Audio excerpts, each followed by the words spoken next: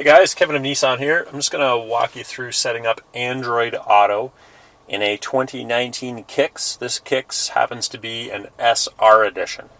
So, what am I going to need today? We've got our Kicks, of course, so it comes preloaded with Android Auto and Apple CarPlay, if that's your poison, already loaded into the vehicle infotainment system. What I'm using today is an LG G6, fairly run-of-the-mill Android phone, and I'm going to need a charge cable. So, in the case of my phone, it's got a Type-C USB connector. Hopefully you can see that. So it's the newest USB connection style, and a traditional Type-A. So I'm going to take the Type-A end. I'm going to plug that in down below. Now keep in mind, I have not set this phone up to this car before. I just got into this guy. So I've got my USB cable plugged into the car. I've gone on to the Play Store. This is what I have done. I've installed the Android Auto app. So I'll show you here. If I'm in the Play Store, I'm going to type in Android Auto, and there it is there. This is the app that I'm looking for. So you would simply hit install, and away you go. You can see I have it installed. It's giving me the option to open it. So with that available to us, it's already loaded on the phone. I'm going to take my phone and plug it in to the other end of that charge cable. You can see some things are starting to happen there. So, I'm going to hit OK. I'm going to try again.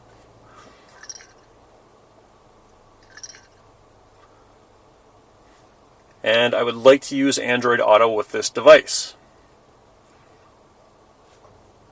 I'm going to continue on my phone.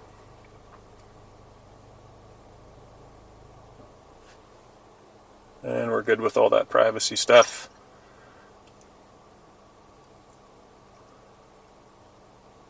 And that's it. Look at that, pumped up Kicks, just like this guy. So, with my phone paired up now, essentially what I'm looking at on the car screen here is a simplified view of my phone. So it's continuing to run through and ask me if I want to set up contacts and all that good stuff.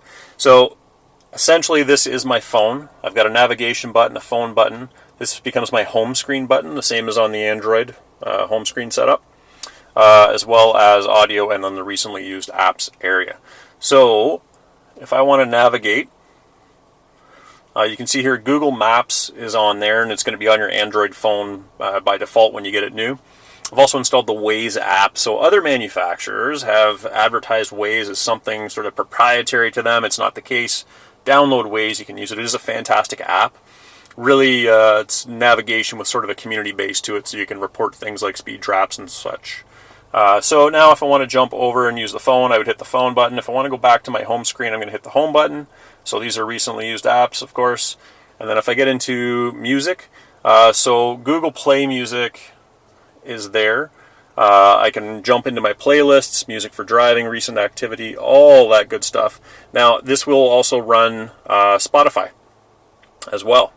So, there we go. I can return to Nissan, and I can get back to my home screen. So, if I'm driving along or I'm parked and I don't want my Android Auto to be displayed anymore, I want to skip back out to Sirius XM, for example, the home button is going to take me back out, or I can jump back to the other option there to jump back to Nissan. So you saw there, it hooks up very well and very quickly. The keys to this are to install Android Auto on your Android phone first from the Play Store. So that was that icon I showed you earlier. Once that's on there, really all you have to do is plug in. You should read through the prompts so you know what you're agreeing to as far as privacy goes. And away you go. Once you're in there, it's set to go. Important to note, Android Auto and Bluetooth are two separate systems. So now with my phone still hooked up, I'm not going to be able to use Bluetooth. That doesn't really matter because all the functionality Bluetooth offers is available through Android Auto.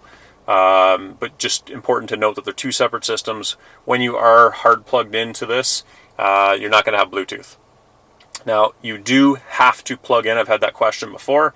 Do I need to be plugged in to use Android Auto? The answer is yes, you do. There's quite a bit of data being transmitted from the phone to this unit, and to make it work and work flawlessly, you have to be plugged in.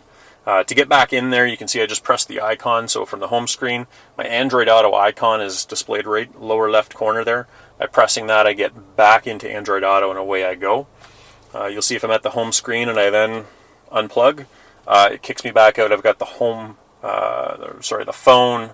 icon is displayed there. So if I had my phone hooked up to Bluetooth in the car, that's where now, being unplugged, I've gone back to Bluetooth mode.